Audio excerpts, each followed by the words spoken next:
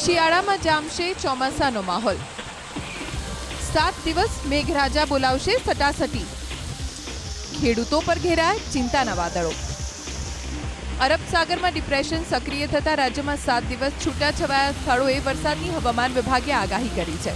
આજથી 27 ઓક્ટોબર સુધી રાજ્યમાં ભારે વરસાદની આગાહીને લઈને યલો એલર્ટ જાહેર કરવામાં આવ્યું. આજે 9 જિલ્લા અને સંઘપ્રદેશ દીવ, દમણ અને દાદરા નગર હવેલીમાં ભારે વરસાદની આગાહીના પગલે યલો એલર્ટ જાહેર કરવામાં આવ્યું.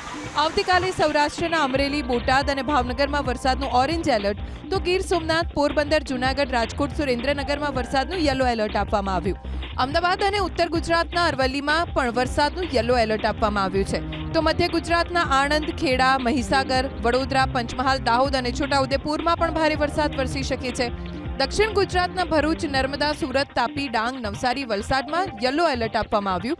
તો સંઘપ્રદેશ, દીવ, દમણ અને દાદરા નગર હવેલીમાં વરસાદનું યલો એલર્ટ આપવામાં આવ્યું. ભારે વરસાદની આગાહીને લઈને દક્ષિણ ગુજરાતના દરિયાકાંઠે LCS 3, તો સૌરાષ્ટ્રના દરિયાકાંઠે DC1 સિગ્નલ જાહેર કરવામાં આવ્યું છે. પવનની ઝડપ વધુ રહેતા માછીમારોને પણ દરિયો ન ખેડવા સૂચના આપવામાં આવી.